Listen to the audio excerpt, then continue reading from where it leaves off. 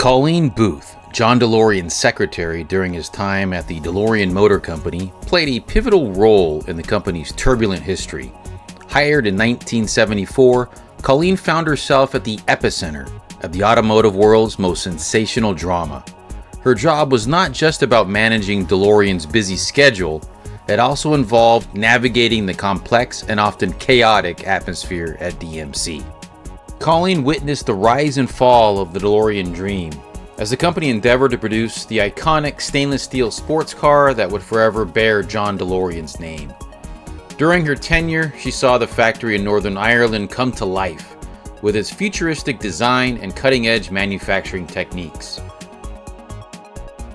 She was present when the first DMC-12 rolled off the production line, symbolizing a triumph for DeLorean and his team. However, Colleen Booth also faced the challenges and controversies that surrounded the company. From financial troubles to legal issues, DMC was frequently in the news for all the wrong reasons. Despite the chaos, Colleen remained a dedicated and loyal secretary, handling the demanding workload and maintaining her professionalism in the face of adversity. Colleen's experience at DMC reflects the roller coaster journey of the DeLorean Motor Company itself. She was not just a secretary, but an integral part of the story, witnessing both the high-flying ambitions and ultimate downfall of John DeLorean and his iconic car company. Her dedication and resilience in the face of adversity are a testament to the enduring legacy of the DeLorean motor car and the indomitable spirit of those who were part of its history.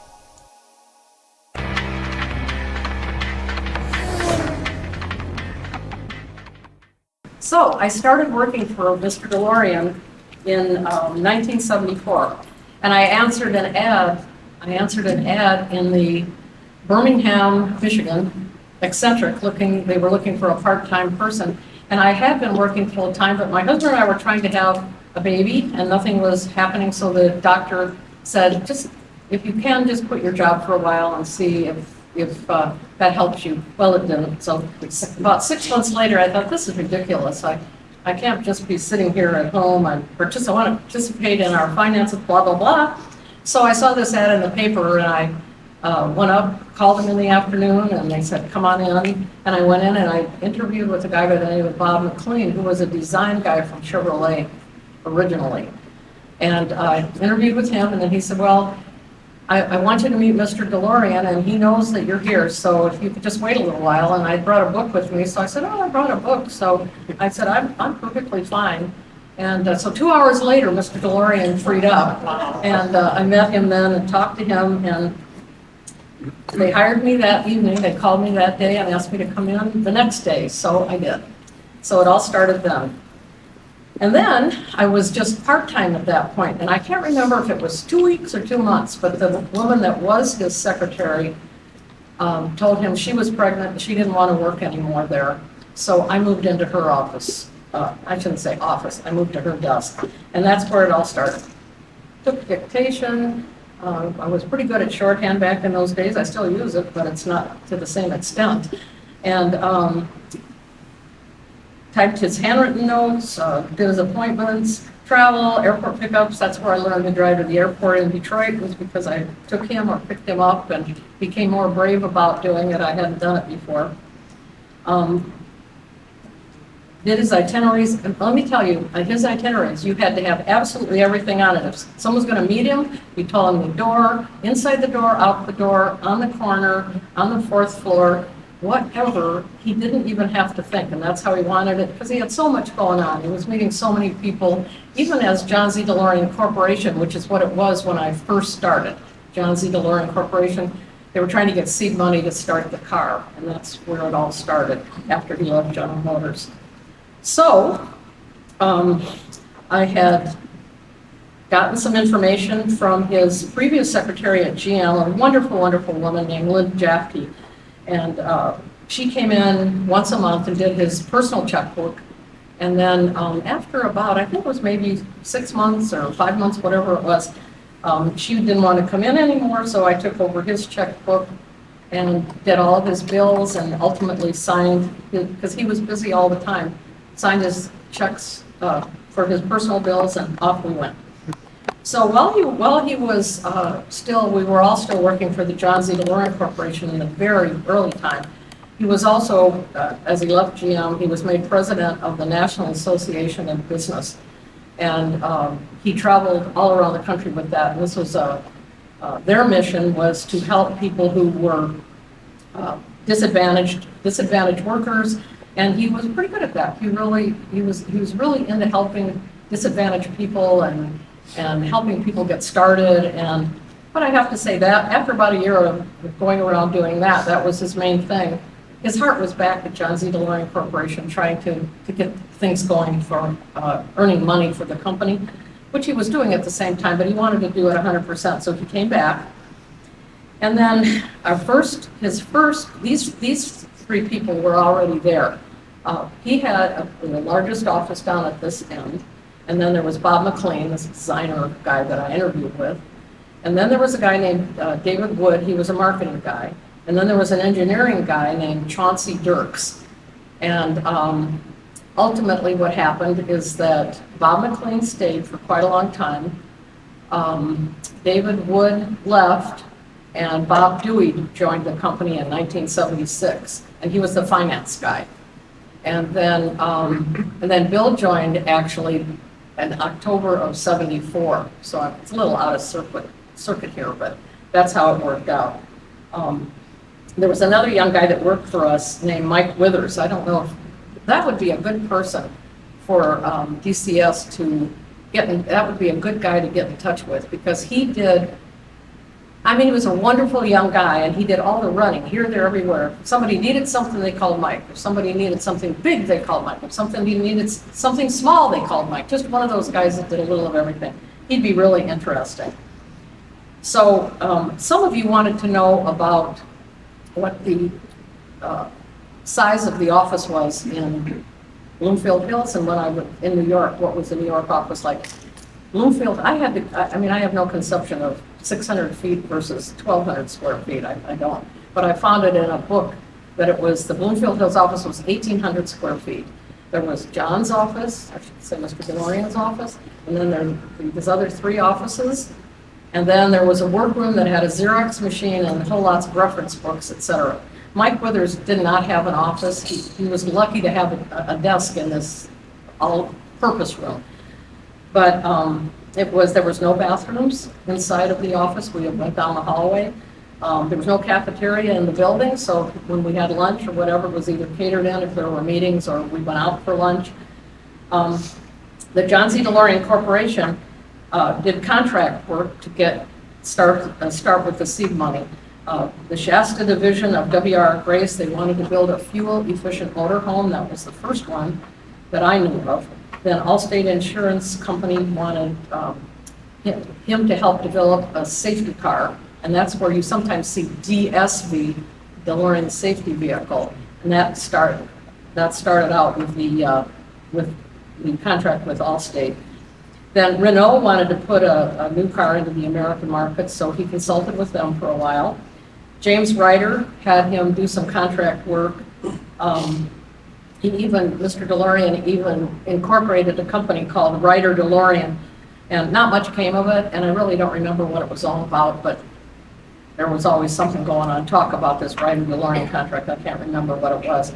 Then a guy named Ray Prusing, who was with GM overseas, got him involved in consulting on an articulated bus in Saudi Arabia. Now, that was long before Saudi Arabia hit all the news, et cetera, these past few years that we've all been accustomed to. But anyway, and there were a few other ones, and I don't remember them, to tell you the truth. So the lunches that he had, when we had people coming in, which people were always coming in, we either catered them in, or he took them generally to the Bloomfield Hills Country Club, or there were two restaurants very close to us. One was called the Fox and Hounds, which had been there for ages, and the other one's the Kingsley Inn. And they're both gone. Kingsley Inn's building is still there, but it's now a DoubleTree Inn. And the Fox and Hounds, the whole thing was demolished, and there's a new business center there. So they were good restaurants. His closest friends when I was working for him in the beginning were a man named Roy Belknap, who was a stockbroker, and John Noonan was his attorney, and they've been friends for a long, long time. He had 3 different homes when I was working for him. One was a house on Lone Pine Hill. The second one was on Lassa Road. It was an English tutor. And then when things started getting to the point where he was traveling back and forth to New York so much, they consolidated everything and went into a condo. So he and Christina lived in a condo at that time. They had a maid and a handyman who'd been with them for years, had been with him for years, and they still continue to work for him until he actually closed everything down in Michigan and went to New York. Let's see. He also owned an avocado ranch in California called Palma Valley. He owned a Pine Creek Ranch in Idaho, which was a cattle ranch. And there was a lot of conflict about all that, and it's in the news, and you can read it in the book, whatever that is. I don't really even remember that because it was out of the office. I just knew when he was going there. And he was in and out of Los Angeles a lot, he and Christina, because that's where her parents lived. His children, we all know that Zachary was his adopted son. He was the cutest little guy. And he would, Christina would bring him into the office periodically and bring a picnic lunch. And she and Mr. DeLorean and Zachary would put a blanket on his office floor, shut the door, and they'd have a picnic in there. And I asked, and I knew what Zachary would say, but I asked him if he remembered any of that, and he did not. He was 3 or 4, so who would at that age? But he was a cute little boy, and Mr. DeLorean was very proud of him. And then right before I started working there in '73, he married Christina. So I'm going back a little bit, but he married Christina. And it was shortly after his divorce from Kelly Harmon. She was beautiful, she was vivacious, she was earthy, she was very flirty, and she was a lot of fun. She was somebody that was assured of herself, and when she came into the office, she was always nice, she was happy, she was bubbly, and we were all glad to see her. She was a model. She was Max Factor's biggest model on the cover of all the different magazines and everything. She was a beauty. She had a little dog that I babysat for them a couple of times when they needed a babysitter for their dog. And I still have a table at home. It's in my living room that has the dog scratches all over it because it jumped on that table and it didn't really bother me at all. And it's there, and I think of him every time I see that. He was interviewed by a woman from People magazine. This is when People magazine was first coming out. And the woman's name was Julie Greenwald. And she came in and interviewed him, and her big deal was that she was a local Detroit person, and she wanted to get him in this magazine.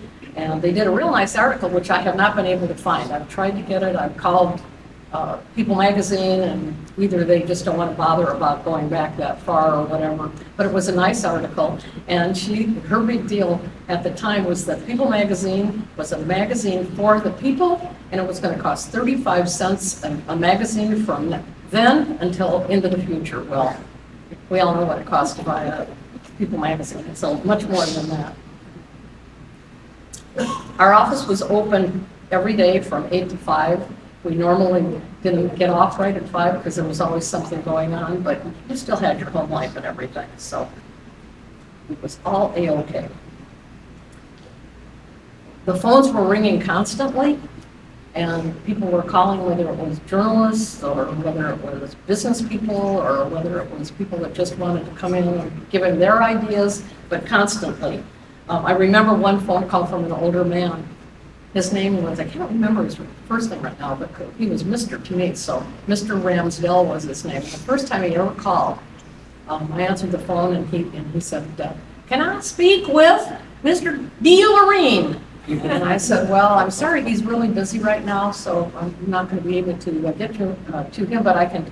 "Well, I'm a good friend of Mr. DeLorean's, and I need to talk to him right now." And I said, "I'm sorry, he's just busy, but if you give me your number, I'll have him call you back, or I'll ask him to call you back." And he said, "Okay." And so a while later, I went and told Mr. DeLorean that this man had called. I said, he's obviously an older gentleman, and he wants to talk to you about who knows what. And he said, oh, get him on the phone. He was just that kind of person. When he knew he was an older man and was interested in talking to him, there was no way that he would not have called him. That's just who he was, busy or not. So he called him, nothing ever came of it, although he invited him into the office, and he did come in, and he was an older man, that's for sure. He was even older than old. So we had lots of people coming in, we had lots of people calling, lots of characters. So then we moved into DMC. And like I said, it was Bob McLean was there for a while, and I don't remember when he left, but Bob Dewey came in '76, and he took over all the finances. Bob was a really straight-laced, serious person. Didn't really smile a lot. He was totally how you would think a money guy would be. Always sitting, working this, working that.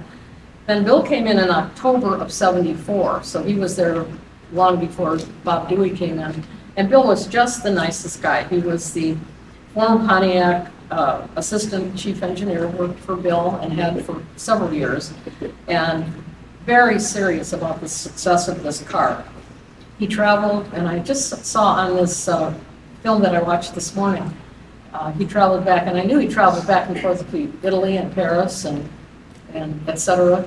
And then and he said Mr. DeLorean didn't go with him that much. I would not have remembered that. I would have thought that Mr. DeLorean did go, because he did go over, in my memory, several times to Europe to meet with whomever he needed to meet with. But I'm not going to argue with Bill about it, because he didn't.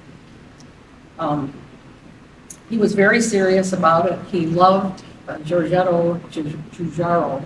He thought he was such a wonderful designer and was so pleased to be working with him. He just couldn't say enough about him. Bill was a wonderful man, husband, dad, respected JZD totally, and he didn't want to leave Pontiac. He was a Pontiac guy, a car guy, true and true. But he said if anybody could put a car company together, it would be John DeLorean. He wanted to be part of it, and he came over. And then I told you Bob Dewey started. He was very serious, very focused, almost too serious. But they got along, and we were in chaos mode all the time. Everything needed to be done quickly, fast, quick. Go here, go there, and do this. Get this guy on the phone. Everything, even with all the guys, it was everything. So Mr. DeLorean used to, when he didn't dictate, he would write his letters out on this 8x14 lined yellow paper.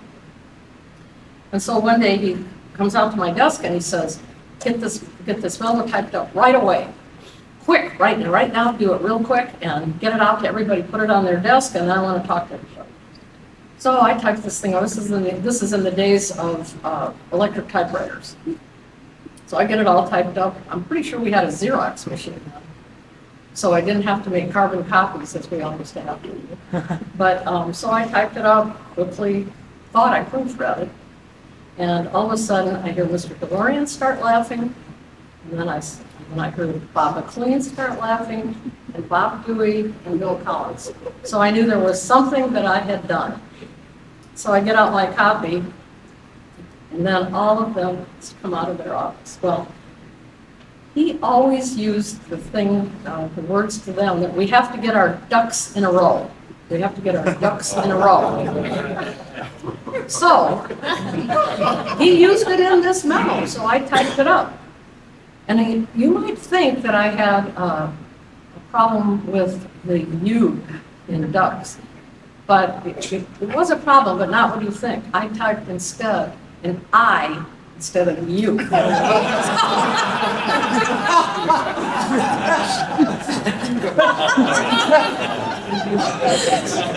In retrospect, it really is fun. But they teased me the rest of that day. So finally, I was 28 years old, 29, and I said, they couldn't, Mr. DeLorean did not, but the rest of them were laughing the whole day, oh, Colleen this and Colleen that, blah, blah, blah. And so I finally got up the courage and I said, okay, you guys, if I hear any more about that, I just want you to know that I'm going to, in my mind, I'm going to picture all three of you up there in a row. They never said another thing. They never said another thing. That was fun.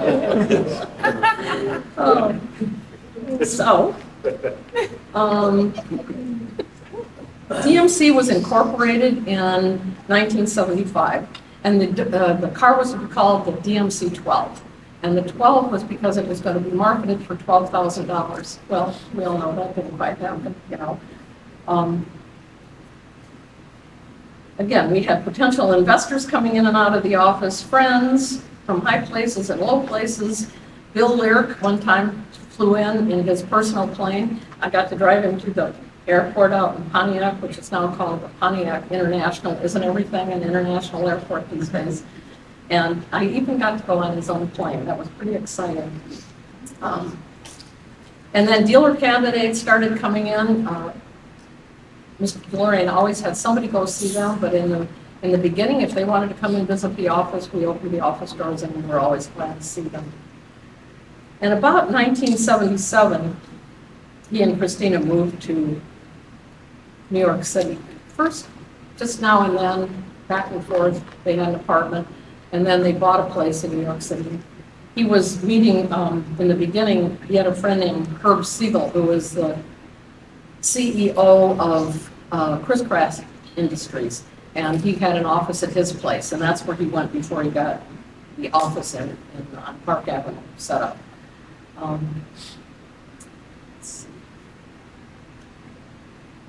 The office in Park Avenue was a beautiful office. It was at the corner of Ketty Corner from the Waldorf Astoria, so right in the heart of Manhattan. It was a great, great place to be. We were on the 43rd floor.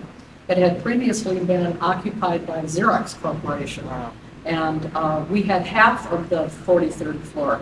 It was a quite spacious office, and as I told you, I can't really correlate 1,800 square feet to what this was, but I would say that based on 1,800 square feet in Bloomfield Hills, that this office was probably 5,000 or 6,000 square feet. It was a good-sized office.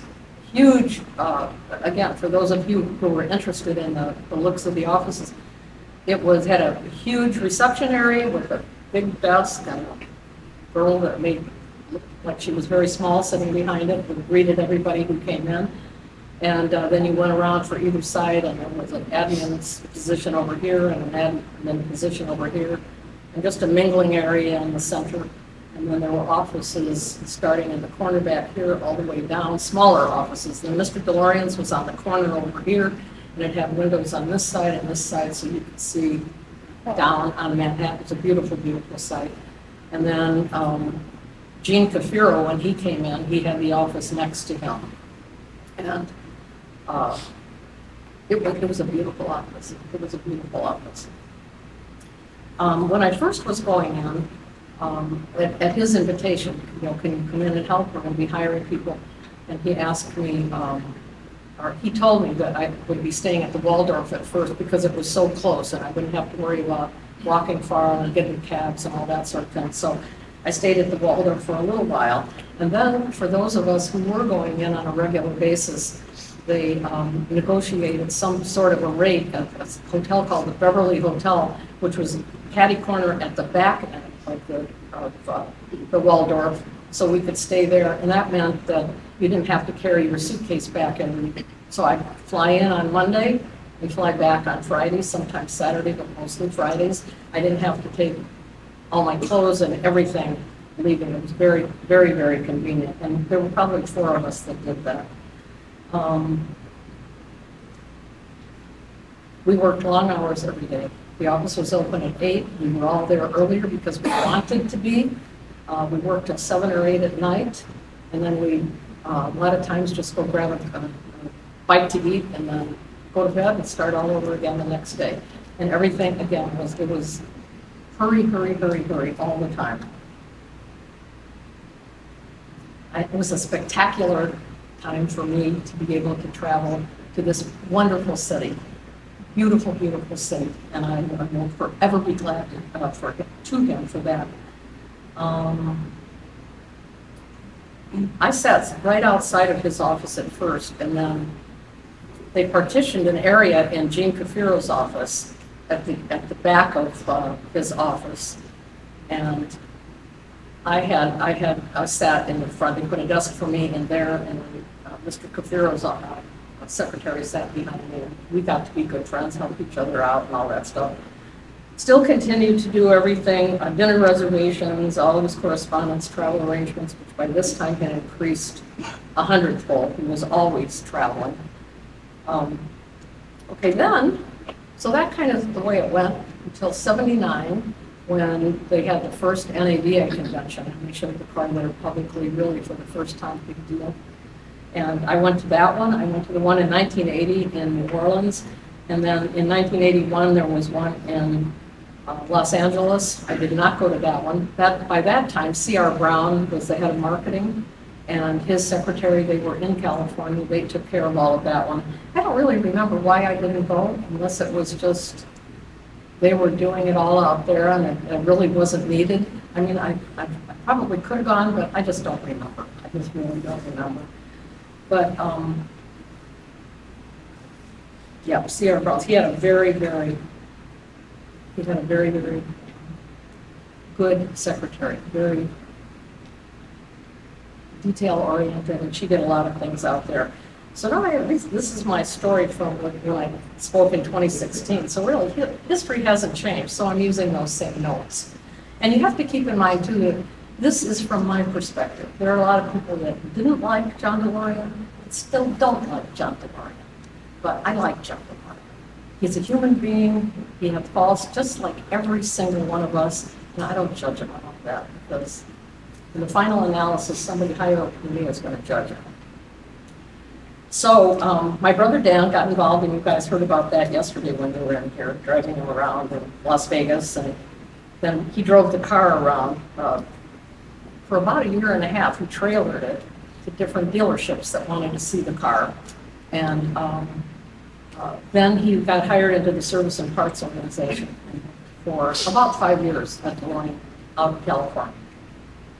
I traveled one time to Belfast. Got to meet the women who were working in the office or were going to be working, interviewed some, talked with them, really nice women. And I remember asking them one time, what do you think of when you think of America? What's your idea of America? All of them. Everybody's rich. Everybody drives a big car. Everybody lives in a big house. I said, well, it's a nice place to live. That's for sure, but it's not all like that. Not in the least. I wanted to tell you another story, but I don't have it right here. When I was working for him in New York one time, we had a wonderful relationship. Never had any words. I could rely on him. He could rely on me. Never had any words. But there was one time I couldn't get him on a plane. He wanted to go out to get bought this company called Logan Manufacturing, a snow grooming thing. Why he ever did this exclusively to me, but maybe all you guys know. But he wanted to go out there, he wanted to get on it. It was all American Airlines at this time. I could not get him on that plane that he wanted. I don't remember if I couldn't get him on a plane or if I couldn't get him in first class. God forbid he should be in coach. It's just the way it was. But being his secretary, I had access to the secretaries of the presidents of so many companies. Wow. But if I needed help, it wasn't all me. It was the fact that I could call somebody and ask for help. And I called the secretary to the president of American Airlines, and I said, I'm trying to get Mr. DeLorean, let's say it was first class, because it very well could have been that. I can't get him on that flight. And I said, is there anything you can help me to get him in first class? And she said, well, let me check. And she came back and she said, Colleen, it was full of VIPs. There's just nothing we can do about it this time. So I hung up the phone and went into his office. Mr. DeLorean, I cannot get you on that first class on that plane. I tried. I called so-and-so's secretary, called the secretary to so-and-so. We just can't do it. And he says like this, he goes, you know, Colleen, some years ago, I was in Los Angeles and I was flying back to New York. And I couldn't get to the airport on time for the plane. And I thought I was going to miss it, and I hoped I wouldn't. They held the plane for me. And you can't get me on first class? I said, well, excuse me. I didn't know that I was working for God Almighty. And he said to me, would you please go back into your office because you're giving me a headache. I said, gladly. And that's the only time we ever really disagreed on that. Where he was not necessarily unkind, but anyway. So then, going along, I told him that I needed to go back to Detroit. I was married, I needed to go back and live my life. And he asked me can't you stay? I'll help get your husband a job in New York City. And I said, I can't do that. I can't do that. I won't do it.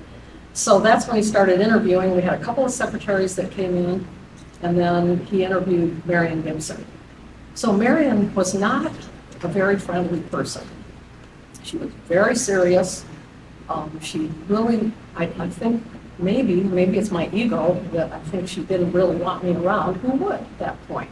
She wanted to do her own thing with him, and so she wasn't really overly friendly. But he thought that she was cute. Now she was not young, but he thought she was short, a little stocky, and he thought that she was cute, and he loved her accent, and he thought this would be an asset, obviously, with the British government, blah blah blah.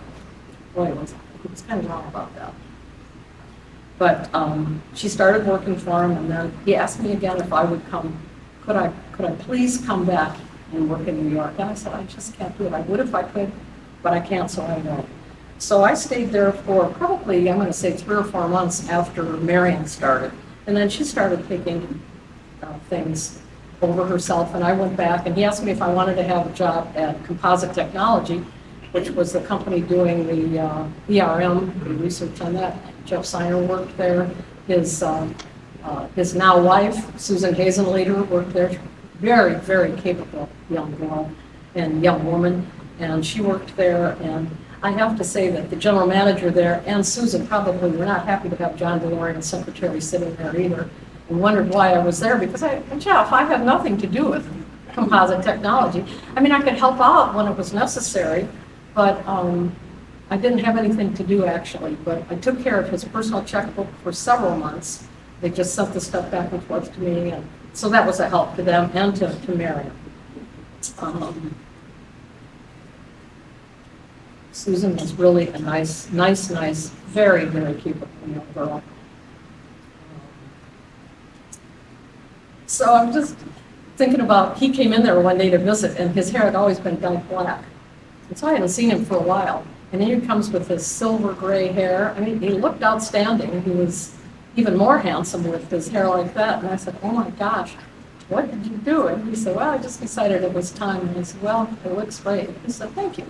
And it reminds me of looking at the pictures yesterday when I was, and I said, was that really me with this dark hair? Look at this. This is what happens, And you look great. Oh, thank you. I'm one of the lucky ones, I think. After that, I talked with him 3 times a year. He'd call me or I would call him, and we'd just chat and catch up with each other. And then, life goes on, and you stop doing that and all that stuff. So you all know that he died in 2005. I haven't talked to him for quite a while. But I'll tell you what he taught me. First of all, he taught me that there was nothing that you couldn't do if you didn't have the money or the time. And one time in the early years, he had asked me to find a guy that he went to school with at Lawrence Institute of Technology in Detroit. And I tried and tried and tried, and I just could not find that guy. Now, this was long before the internet, and also it was phone calls, and do you know so-and-so? Couldn't find him now. So I told him, I said, I just can't find him. So it's like 2 days later, and this is when he told me this. Yes, this is what you need. Time to do it, which I'll give you the time. You need the money to spend whatever you need. What was I going to spend? I wasn't hiring the FBI to go out there. So, but that taught me, and we finally found the guy. I don't remember all the circumstances, but we found the guy. And I carried that with me, that when somebody asked me in my future life at work, to do something or whatever, I was able to do it because I used that information from him. And plus, I just learned a lot working for him. Learned lots of different things and had lots of different experiences, and it was absolutely wonderful. So that is the end of that. I had a great working relationship with him. It was a blessing. We had a mutually respectful relationship, except for that one time we never ever had words about anything. And he was good to me. He was good. And I don't mean with gifts and big raises, nothing like that. Christmas time, I got a watch one year, and I think I got a purse another year. Nothing, no big deal. There could never be any collusion thought about anything. Okay, so am I okay on time right now? So I'm going to move on to Bill Collins. Wonderful, wonderful, wonderful man. He was, I saw Nina, his widow, recently. I had gone up into northern Michigan, and that's where she lives, and I called her before I went. It was a Monday, but I called her the week before and said, I'm going to be up there visiting some relatives of my husband's, and could I come and see you? And she was glad to have a visitor, you know what I mean? She was still sad and mourning because it had only been a couple months since Bill had died. But I spent, the celebration of life was going to be the week later. And so as it works out, things always work out. But if I had gone to that celebration of life, which I did go to because it's a long drive to get there, and I just wasn't going to drive back the next week, turn around and drive back the next week. So I spent 4 whole hours with that afternoon when I went and saw her. And so we got a lot of time in to speak about a lot of things. Her family, I asked her what she would like me to say. I said I've been invited here, and I said, I want to know what you would like me to say to these people. And she said, well, if you could just, in plain words, let them know what a good man he was, and how he so wanted to be part of the whole DeLorean thing. Now, it wasn't a happy ending for Bill, but she wasn't talking about the unhappy ending. She was talking about the opportunity and what he and John had done together at Pontiac, and she was happy to talk about it. It was a little hard a couple of times, but Bill was born on April 3rd, 1933, so he's 8 years younger than Mr. DeLorean. He died on March 5th, 23, so it was just less than a month before his 90th birthday. He and Nina were married in 1953. He met her through a friend of Bill's brothers. They had 3 kids. They ranged now from 69 down to 64. Their son, the oldest, lives in the Waterford, Michigan area. Jenny, his youngest daughter, lives in California, and plus they have a home in Northport, Michigan, where Bill and Nina live. And then Jenny, their youngest daughter, she lives in California, but also has a home in Northport. Both of the sisters, Chris and Jenny, have homes in Northport. So he got out of, when he graduated from Lehigh University in Pennsylvania, and took a job with General Motors. He interned, actually, I never knew this, he interned actually at Ford Motor Company when he got out of college for a year. And then he got called into the Army. He went into the Army for 2 years. He came out of the Army, and then, well, first of all, he worked for GM. After he interned at Ford Motor Company, he worked for GM for 1 year, and then went into the Army. And then when he got out, he worked for a small company called Yale Town, and they manufactured door closers. Very uninteresting bill. So he left shortly after that, didn't stay there a long time. Then he went to Pontiac, went back to GM, went to Pontiac, and he ultimately worked himself up to assistant chief engineer at Pontiac, much of the time right along with Mr. DeLorean. In 1960, he became a member of GM's Advanced Engineering Group, and he was known among many people as the father of the GTO, because one time he was having he was in a meeting as a member of this team. He was in a meeting with the head of Pontiac's experimental design group, and they were looking at a vehicle, I don't remember what it was, that had a 326 in the space where everything goes, for lack of a better thing to say. And he just commented, he said, you know, the new 389, which is a really hot engine, could go into that same space. And a man by the name of Russ G. was the head of their experimental department. And he said, that's a good idea, let's take a look at it, let's do a prototype. Within a week, they had a prototype of it, and that was the beginning of the GTO. So of course, Mr. DeLorean was the chief engineer, Bill was the assistant chief engineer, but it was his idea that that could go. And there are 4 cars that are engineered by Bill from the ground up. One was the Banshee, I don't even know what that is, but you guys will. One was the 1977 GM B body, then the DMC-12, and the Vixen 21. So he was also instrumental in development of the Firebird and the Grand Am. Nina told me that every year when he was at Pontiac, Bill and Nina and the kids, every single year when they had the new cars come out, remember how it was a secret all the time back in the old days where cars would come into the dealership and they'd be all covered. You didn't get to see them till a certain day, and everybody, I was from a very small town, but everybody was at the Chevy dealership waiting to see what the cars were going to look like. And she said every year they and the kids went and stood at the top, the walkover at the Pontiac building in Pontiac, Michigan, and they all watched that every single year. That was a big thing in their life. I said Bill started in the fall of '74. He left in 1979. He went to AMC for a year after that, and then he founded Vixen Motor Company. Nina designed the interior, and Jenny, who was studying art at the Massachusetts College of Industrial Design, was very much into art and artistic things, as was Nina. And she actually did work that her mom wanted on the interior, and she actually named it Vixen. And I don't know how she named it that, but the 21, it was called a Vixen 21, was that it was 21 feet high and could fit into a garage.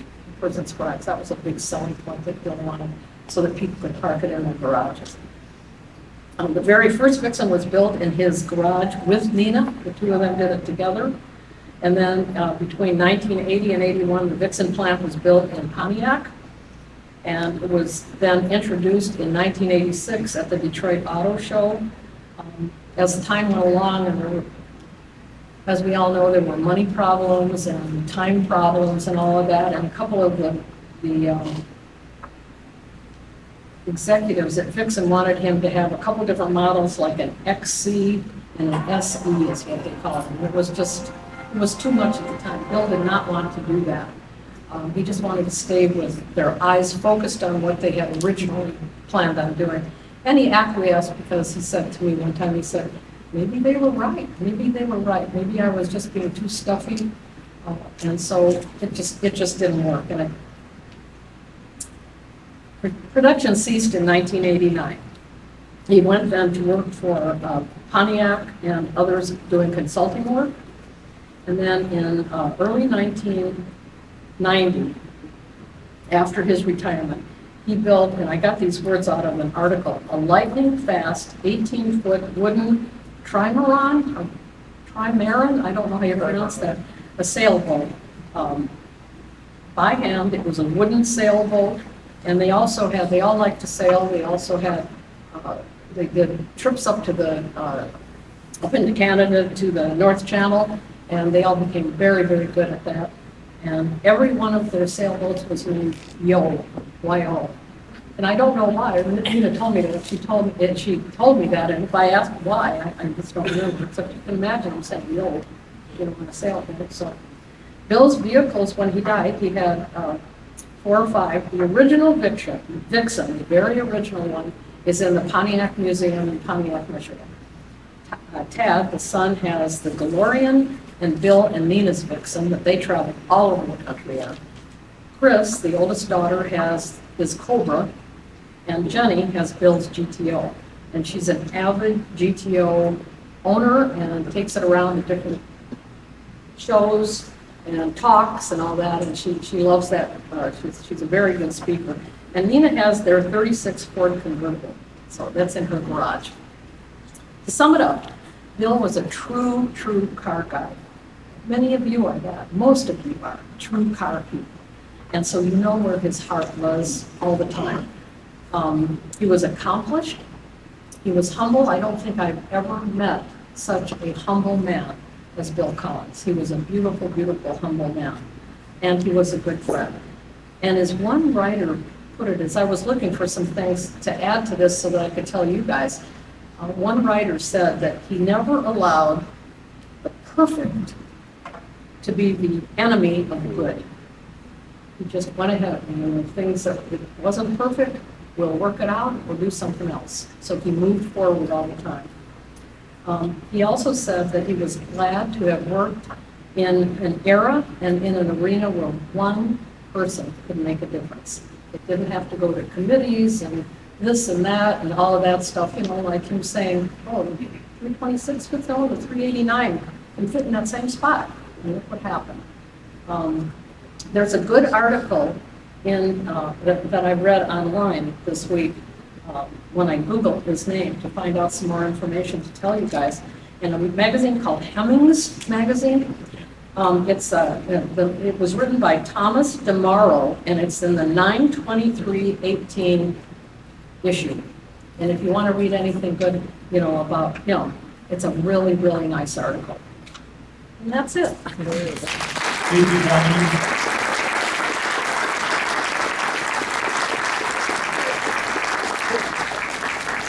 Did I talk too long?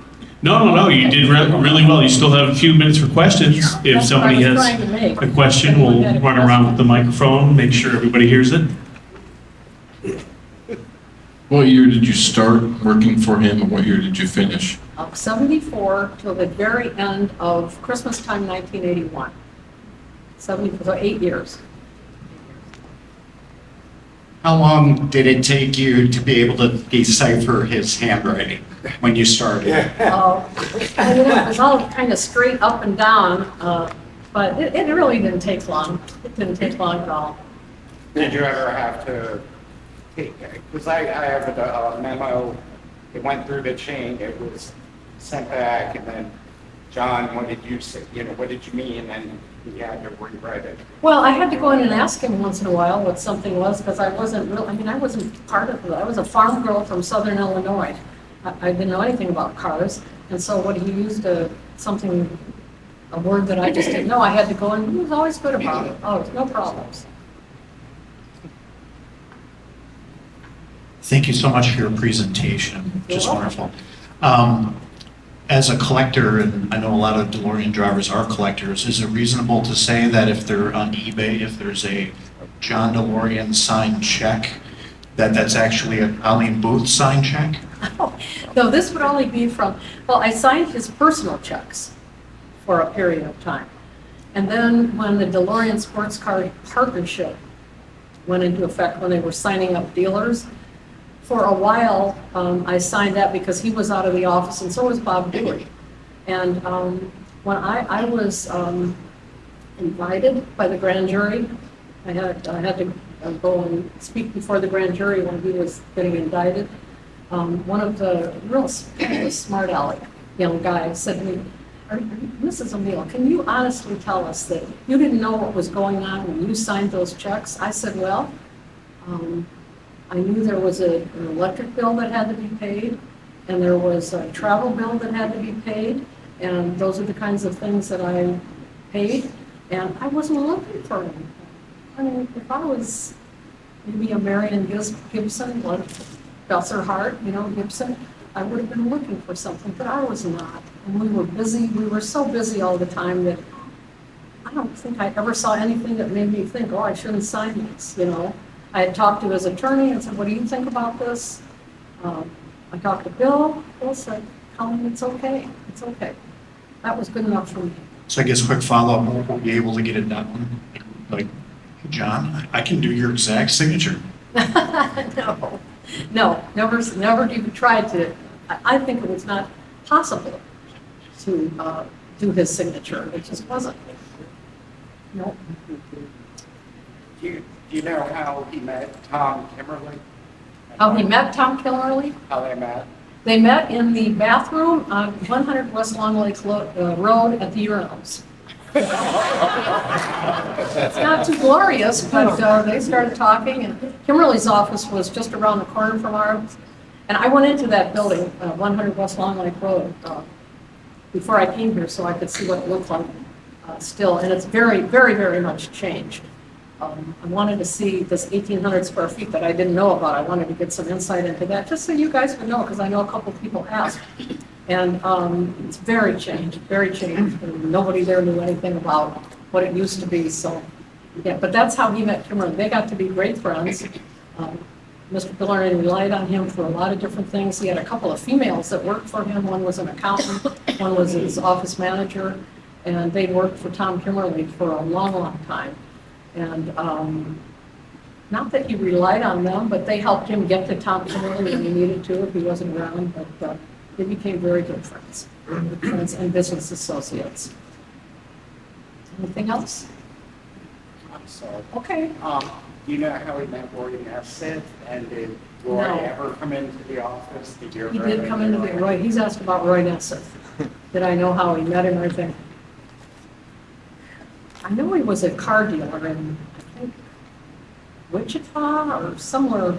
I did not know him or where he came from. He was in the office quite often, in and out. Rushing into Mr. DeLorean's office. DeLorean always saw him, always talked to him. I did not know where he came from, what he was doing. It was a total mystery to our office who this man was. So I can't really comment on any of that, except he was a different kind of character. Okay, thank you very much, Colleen. Good morning. Good morning. Good morning. I'm very glad to be here and glad to see all of you, and I've met some of you. Very glad to have met you. And we invited I should say, when Rich and Matt contacted me, they asked me about my brother, whom they knew had worked for Mr. DeLorean in the early years, and not as early as my years, but he agreed to do this, and he's happy to do it. He couldn't fly here today, so we're doing it by Zoom. So Dan is my brother. He is my baby brother, and I remind him of that often. And I'm much smarter than he is, but he doesn't believe that, but it is true. It is true. So the way he got involved was the DeLorean car was first publicly shown en masse at the NADA convention in Las Vegas in 1979. And I forget the details of what happened, but we had a driver that was available to run errands, to do this, to do that, to pick up people at the airport that Mr. DeLorean wanted to have picked up or that anybody wanted to have picked up.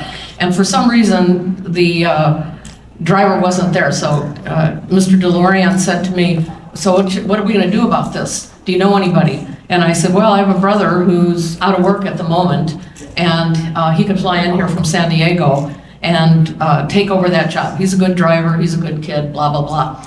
So Dan flew in, and he did all these runs back and forth to the airport, and then he started, after the NADA convention was over, Mr. DeLorean offered him a job, and I'll let him tell you about that. But he was about 26 years old when all this was happening, so he was green and young and happy to do this. I started it in '74, and I won't go into my stuff right now, but I started in '74. He came in about 1979 at that NADA convention.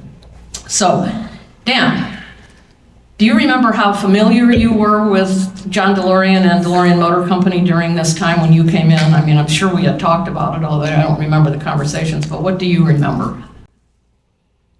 So I knew you worked for the DeLorean Motor Company back at the time you took out, didn't really know what that meant and pay much attention.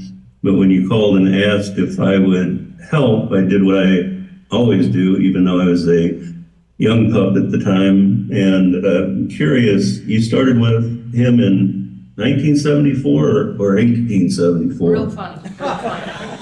Real fun, thank you. But I did what I always did, and I went to the library and researched everything I could on who John DeLorean was, what his career was, and was actually quite fascinated because I had no clue whatsoever, what he had done, to then graduate and begin the DeLorean Motor Company. So I actually knew a great deal about him just from that exercise, but had not met him before, obviously. Well, what other kinds of things at the NADA convention did you do besides the airport runs and that, we were all there about a week. So what did you do there? So, airport runs to and from beginning of the conference, convention and into the convention, and in between it was everything from photo shoots, taking John and Christina to various photo shoots and different places, restaurants and so forth. Anything John essentially wanted I was at his beck and call, including the night that I was told that I had to take John and Christina and Johnny Carson and his wife from the Las Vegas Hilton to Caesar's Palace for a dinner, and the times were prearranged. So I got the car ready, was inside with them at the time. We had it staged out front, walked out with he and Carson and the wives, and took him to Caesar's. And just a little bit of a story to let you know what level of senior executive I envisioned myself to be at the time. Took him over, dropped him off in front of Caesar's, went around the line. There were two lines, a taxi line, and then one line over for drivers of, people like John and others in the auto industry. And DeLorean said to me, we think it'll be about 2 hours, just look for us, about that time. But don't leave the property. And I said, fine. So I went over and parked in the line and, talked to the various drivers out there, just killing time. And I saw the show break right about the 2 hours time. And for anybody who's been to Las Vegas, when a show breaks out, there's no break in line. You start in a taxi line and you cannot break the line. They don't care who you are. But we had a private car, it was a Lincoln Town car. So I saw this group of people, it must have been, I guess, 800 or 900 people come out after a show. And right after that came DeLorean, because he was tall, and Johnny Carson, recognizable. And they waved to me, and I ran over, jumped in the car, and I thought I was being pretty cool because I left the parking lights on. I thought they looked good. But the car went, dead battery. And my life flashed in front of my eyes, thinking, oh my God. And nobody could find a set of jumper cables anyplace. So I had to run over there and I said, battery's dead, I'm trying to get jumper cables. And the look on his face was, not one I wanted to see. So I ran back over, still couldn't get it, had to call AAA, and the last thing I saw was he and Carson and their wives walking down the street, which was not a happy moment. I had to pick him up the next morning at 6 a.m. He and Christina to go out in the desert to do a photo shoot with the car, and it was a long day, and they came walking out, and John completely ignored me, got in the car, and Christina right behind him just chuckled and said, he'll get over it. Don't worry about it. So that was my start to the DeLorean Motor Company before they hired me for real after the convention. Did you feel any additional pressure because I was your sister? Well, that pressure started when I was a child and hasn't ceased yet. But yes, it was a big deal not to have you thought of as anything other than the stellar person you were and are. So yes, there's a lot of pressure in that. I have a list, just so all of you know, I have a list of questions that we prepared so that I would ask the questions that Rich and Matt and them thought you guys would all be interested in. So this is completely unrehearsed. We just got this, Dan just got these questions last night. So there may be a little bit out of order.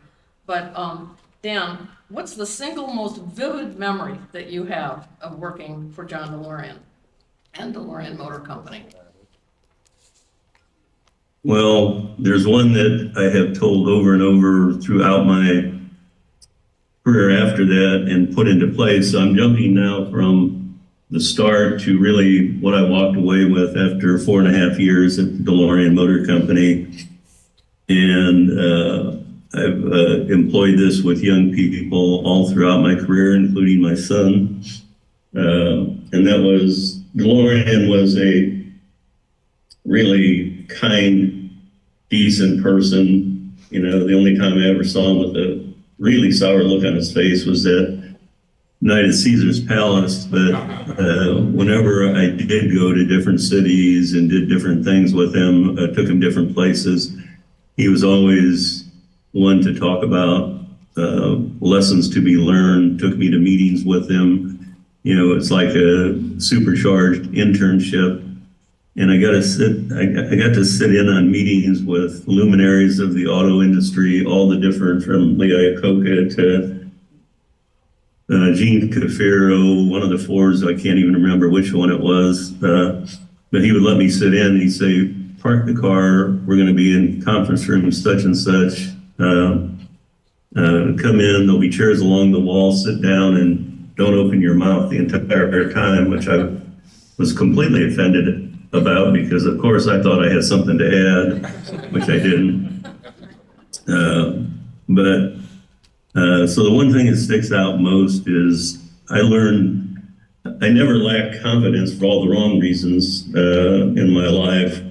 But I had some insecurities about that kind of stuff. But what I learned was I sat in this room and listened to these people and figured out that none of us are the brightest people in the world, but they weren't much different than me. They just had 40 years more experience than I had at the time.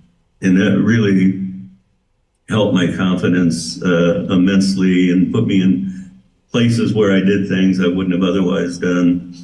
And I recently, a couple of years ago, did that with my son and asked him afterwards, what did you get out of it? And he said, the same thing you told me that you got from Mr.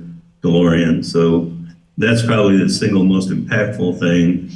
In between then and that, there were a lot of different, somewhat hilarious stories and different kinds of stories. And if I can remember them, I'll mention a couple, but I'm going to go by your list of questions, Colleen. Okay. Tell the people what other kinds of things you did when you took the car around to different dealerships to show to dealers as he was trying to sign dealerships, and what else you did for him, for the company in those 5 years almost. So after NADA, I got to know the 3 regional vice presidents that were under Dick Brown at the time. East, West, and Central, and each one of them at the end of NADA said we would hire you in a heartbeat. I always had a great work ethic and maintained that all my life, but they said they would hire me. And then Dick Brown had asked me to visit him at the office in Garden Grove in California after we got back, and we sat and chatted. And he ultimately offered me a job, and it was to move the DeLorean at the time, it was a beautiful car, but different from the DeLorean that was finally manufactured. But I was to take it all over the country in a trailer that had a 5th wheel in the back of a pickup truck because it made it easier to transport. And we would go to each city, and each of the vice presidents would schedule a hotel and local dealers to come in, and they spend 2 days showing them the car, talking to them, trying to sell them on the franchises that would eventually come about. And through that, I hit every major and some lesser cities throughout the United States, and spent a lot of time seeing the country for a couple of years.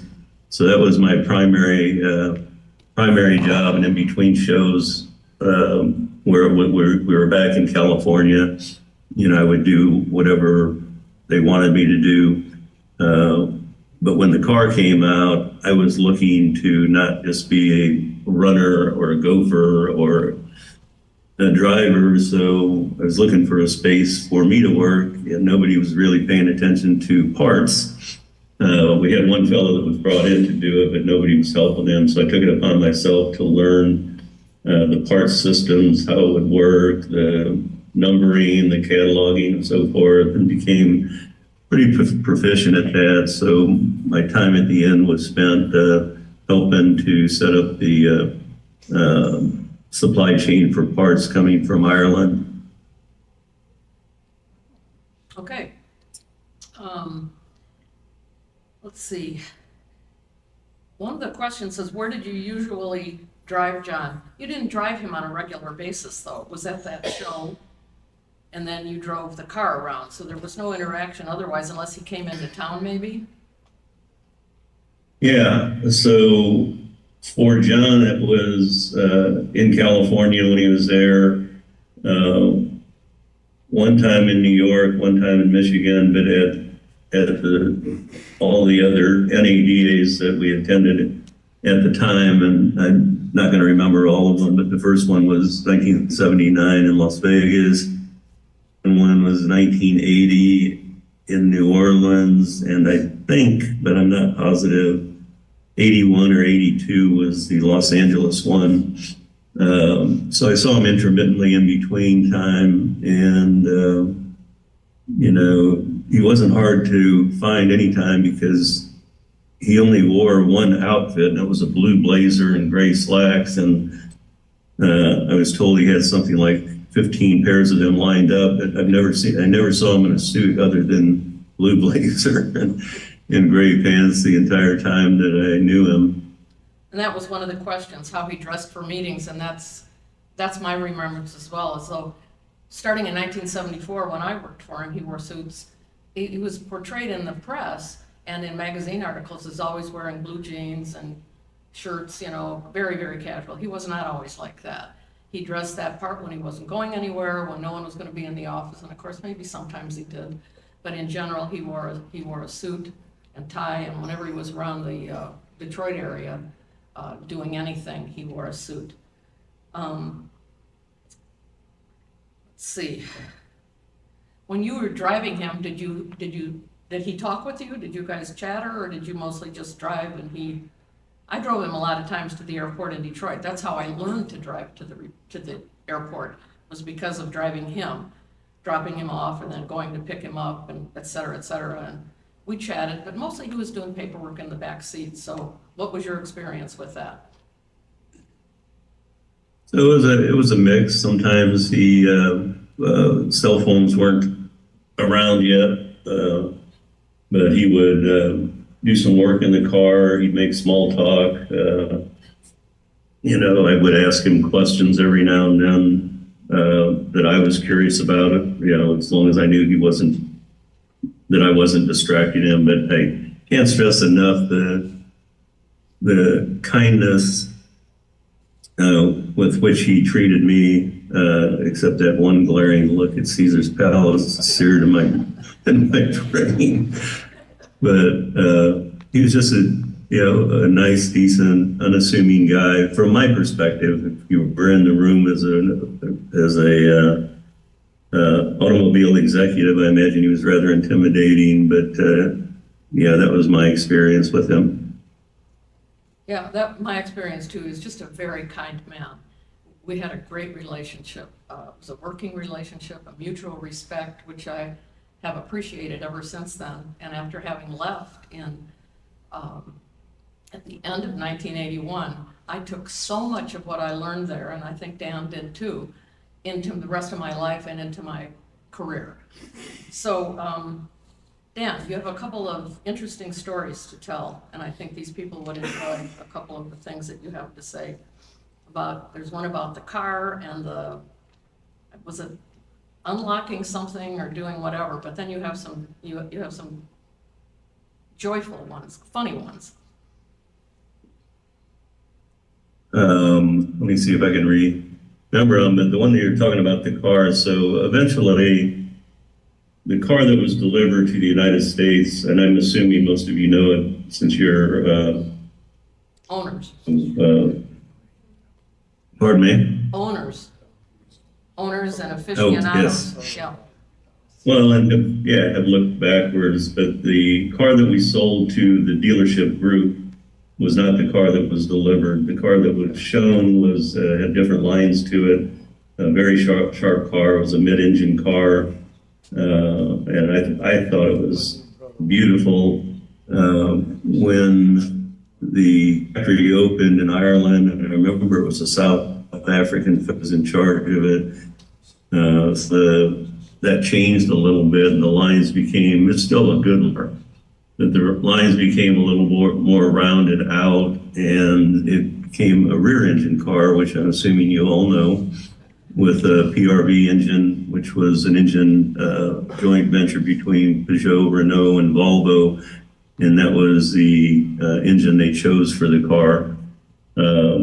But having gotten to know the car, we had a pool of them at the office, and I had grown into a position where sometimes I was told, take it home for the weekend. Sometimes I may have misunderstood and was told not to take it home for the weekend, and I did anyway. But I had a friend out, an older gentleman from our hometown in Southern Illinois, and he was just an automobile buff, and he loved everything about DeLorean. So I arranged to take him to dinner in Newport Beach, and I took the DeLorean and picked him up. He was just amazed that I could show up in a DeLorean car. This is pre-sale of the car. And we went to dinner, and I was, feeling good about doing this thing. I'm in my mid-20s or a little bit later, 27 or 8, I don't know. Went to dinner, came out afterwards. I put it in valet parking, never gave it a thought. Came out after dinner, and the valet had locked the keys in the car. And I had another one of those, oh my God, moments where my life flashes before my eyes about how do you get out of that. And I remembered from one of the manuals we had put together that, and I'd be interested to know how many, I'll ask for a raise of hands, how many people knew about this part. But I remembered, but had never seen it. Right behind the driver's side wheel well was a switch, and the switch did two things. If you were in a head-on crash, or if the car turned over, it would activate the switch, and it would immediately turn the fuel pump off to avoid fire, obviously, but it would pop the locks open. And I knew about this, but again, I had never seen it done before. And I got the valet to find me. It had to be a single crowbar, just the one single part of it.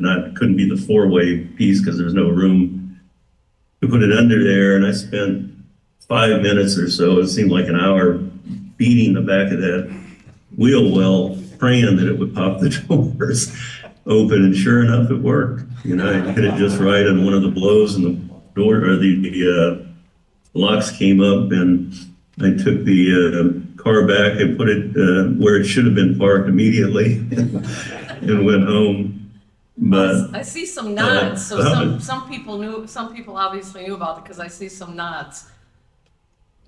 How many knew about that switch or knows about that switch?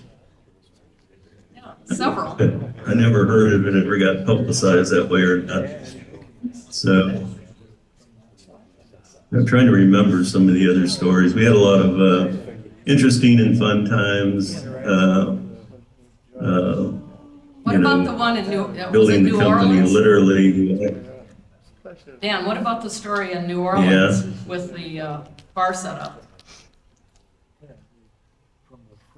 Oh, yes, couldn't forget that one. So I had to meet John, Dick Brown, and Eugene Cafiro, who had just come over to DeLorean from the vice chair of Chrysler, in the lobby of the hotel we were staying in. So, whatever I needed to be there for, I don't remember anymore, but So I got there, the three of them came up. They were meeting in the lobby, but I was told to be there. And DeLorean was complaining about, why do I have a full bar, a rolling full bar in my room? I don't even drink. So why would we waste money on that? And he looked at me and said, he said, Dan, just get that out of my room. So I said, okay. And then Dick Brown said, well, yeah, we don't need a bar, so take mine too. And then he said, and Gene Cafaro said, well, same with me, we don't need these bars. And at the time, I remember they were like $800 just to push them in there. And it was an exorbitant amount of money at that time. So, being the dutiful employee that I was, I went to each of their rooms and rolled those bars out up onto the floor I was on and put them in my room, which we then, the staff at DeLorean at the time partook in for the next week and wiped the bars out. I'm sure that's what he meant me to do. I'm not remembering that he said to do that, but anyway, we had a party time at that NADA. Are we okay time-wise, Rich? Time-wise, am I still okay? Yeah. Okay, okay, all right. Anything else? And when did you leave, and why did you leave? So let me go to one other story that just popped in mind. I think I've got the year right, but again, not positive. In 1981,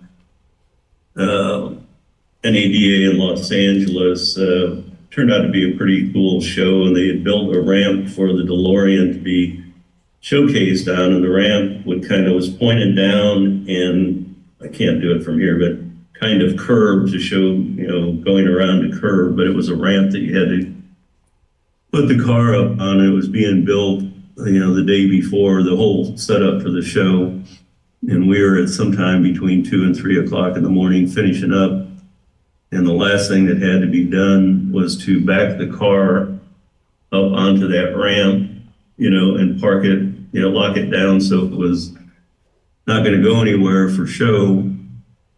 But nobody would get up and do it out of the crew that was working there. And I was part of the crew, and we're all exhausted and tired, and nobody could make a decision on who was going to do what.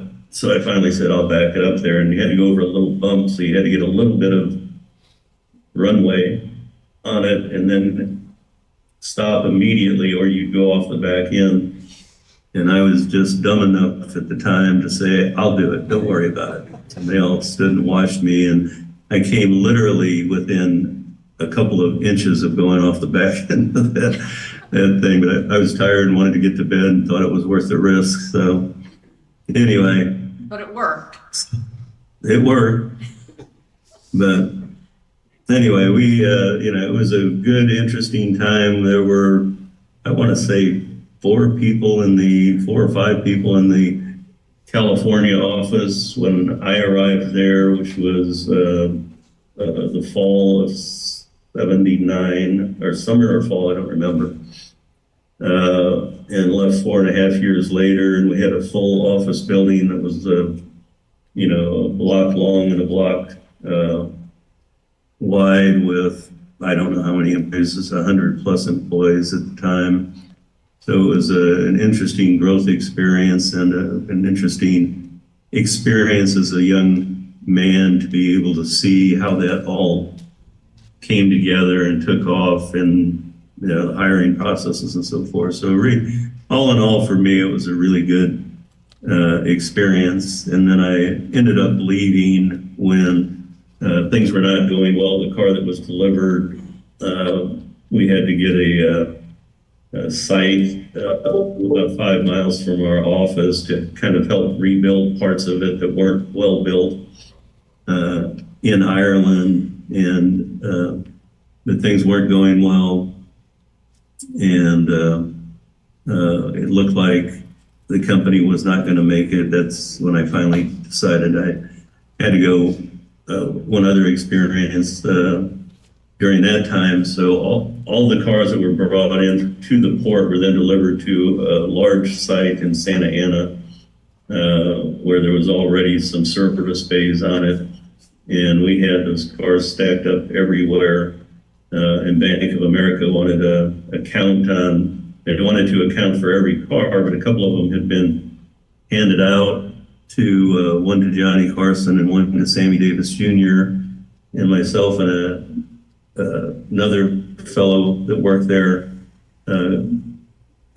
had to go up and literally take the cars away from them.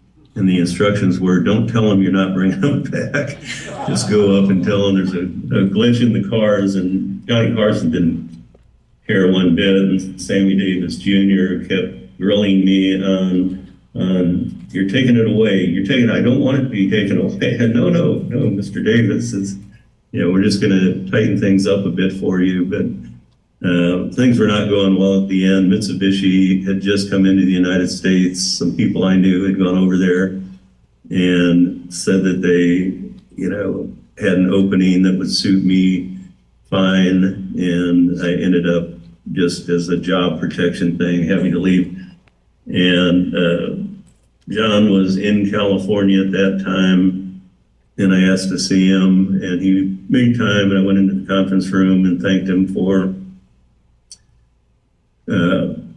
the job, all the experiences and so forth. And he wanted to know, why do you think you need to leave? And I told him and so forth. And, he said something to the effect that he was disappointed, but he understood. He'd been in his own positions early on in his career, and you have to do what you have to do.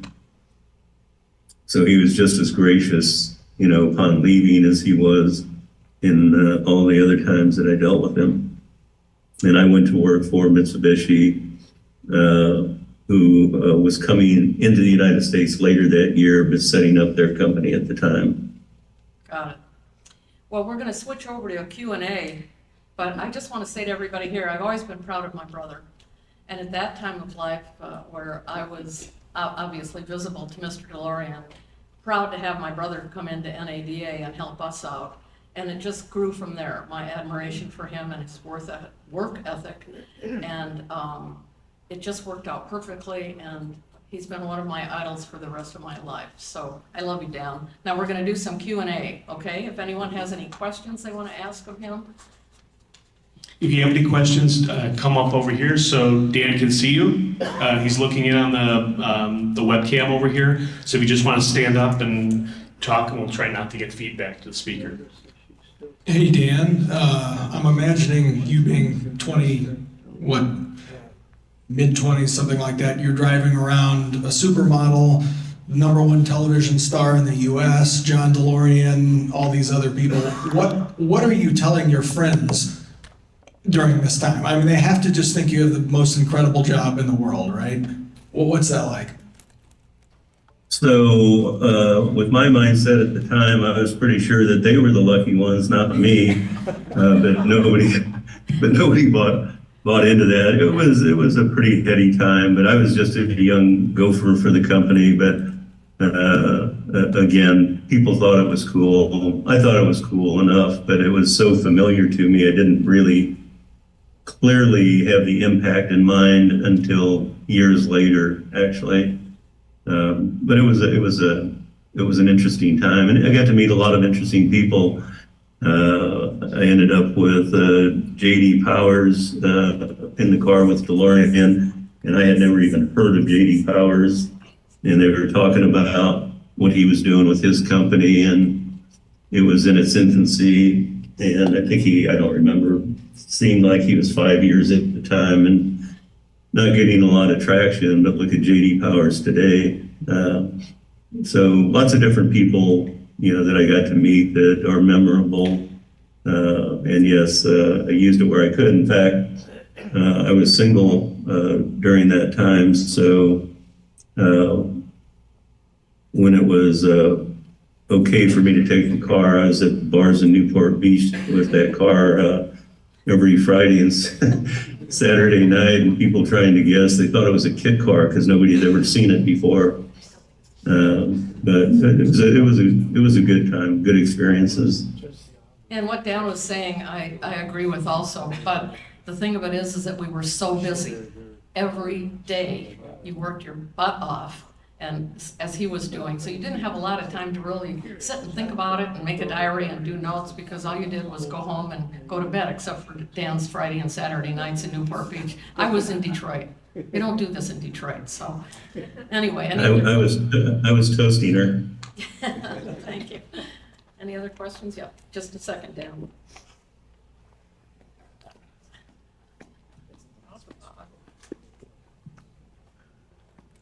Hey, buddy. 42 years, a blast from the past. You remember who this is? Jeff Seiner. Oh my God. What are you doing? Hi, buddy. I thought I had to come up here to say hello. It's great to hear your stories and to be part of this great group that I'm associated with. Well, you can tell them all about the parties at the beach house. Well, that was my question. Is that party still going on? Yeah, I believe it is. All right, but hey, I just wanted to say hello and great to see you, man. Take care. Really good to see you. Thanks, Jeff. Let's hear about the beach house. We worked hard, but we also partied hard. You stand. Okay, Dan, another one coming up. Sorry. Just a quick question. The car that you've used, you were taking out all the time. Which car was that? Was it one of the production cars or was it still that proto car? Production car pre-dealership sales.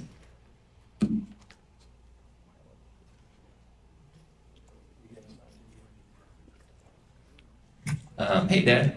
I know that, and this question goes to both of you guys. Around the time of your guys' experience with them, the Hedges and Pennebaker documentary crew was there. Did you guys have any experiences with them or any anecdotes that you care to share, if you did? I did not, Colleen. Nor did I.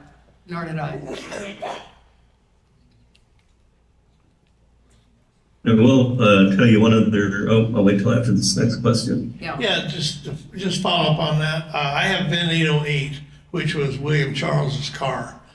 And I was just wondering if that was ever used when you were doing that, because that's what they have told me my car was brought in for. William Charles, the sales director guy, whatever he was.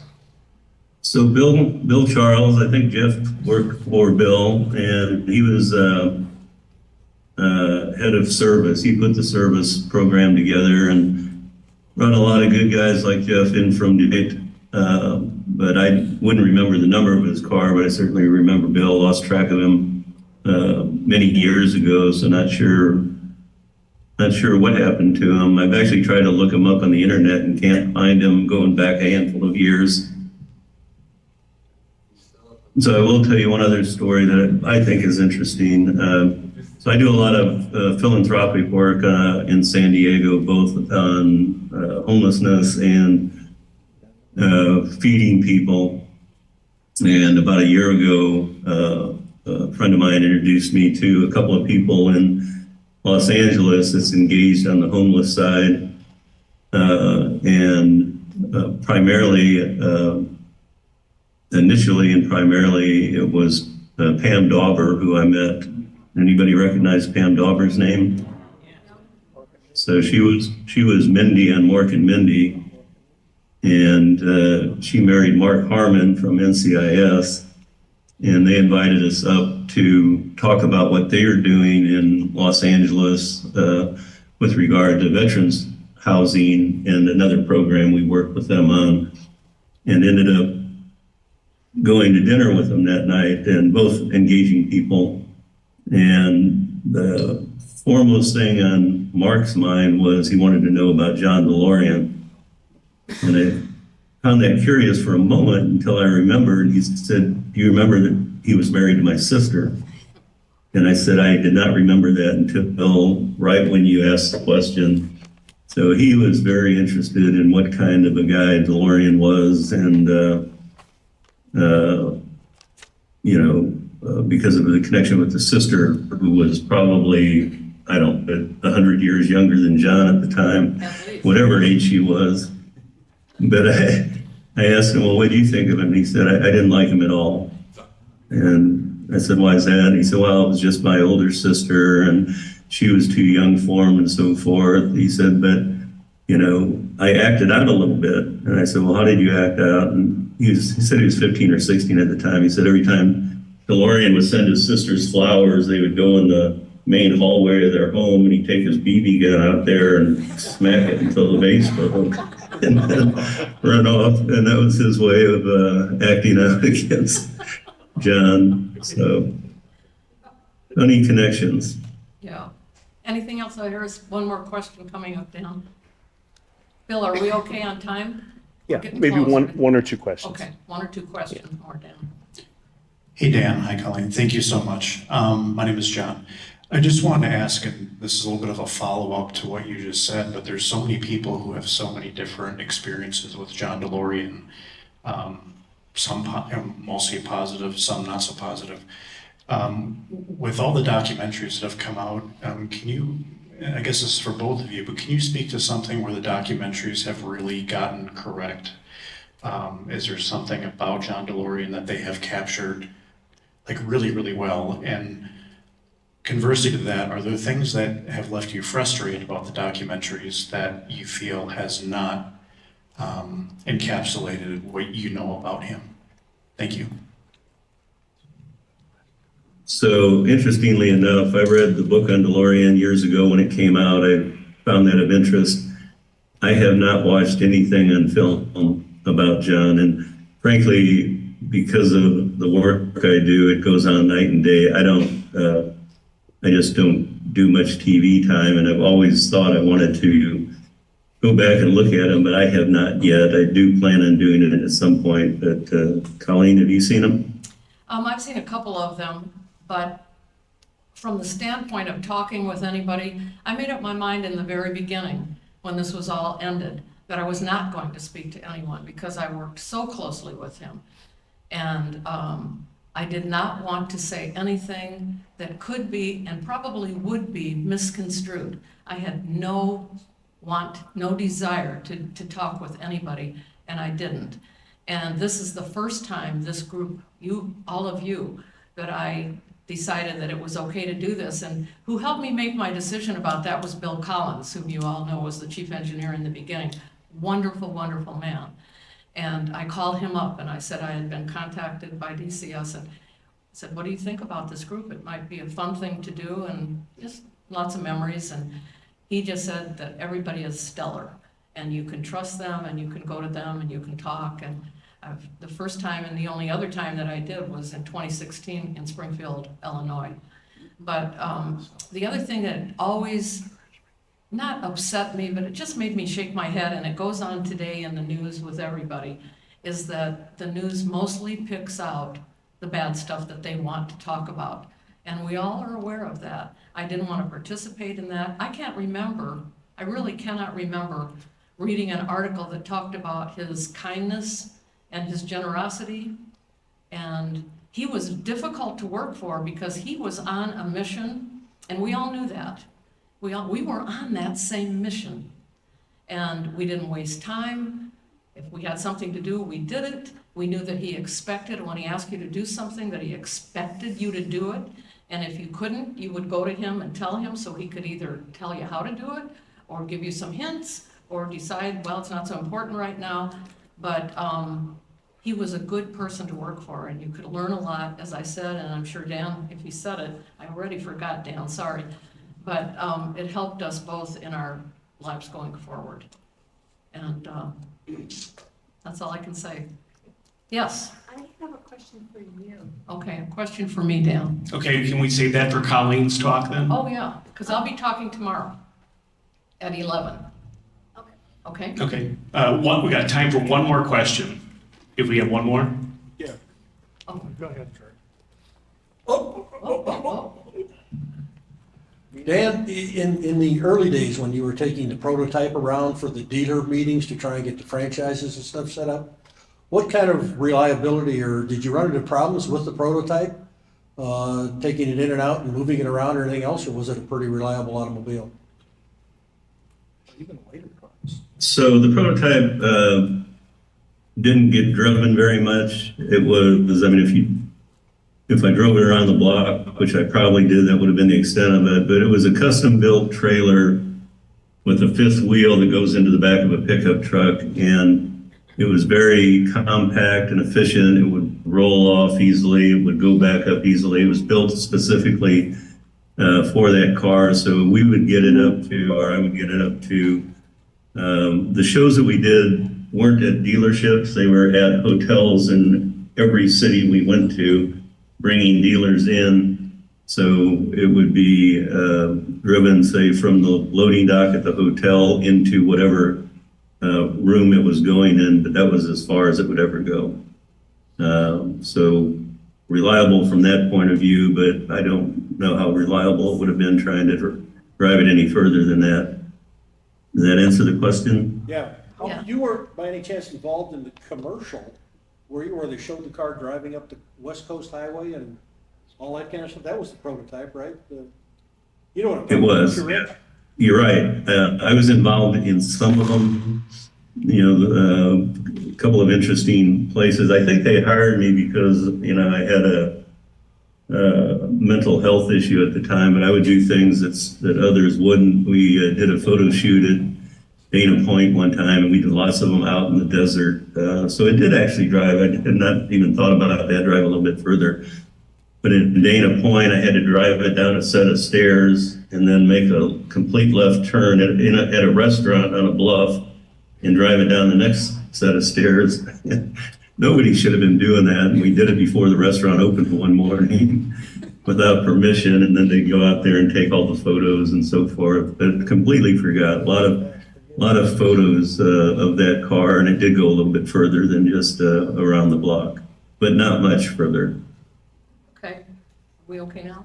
Okay, Dan, that's about it. Thank you so much for taking this time. I wish you could have been. Thanks again, Dan.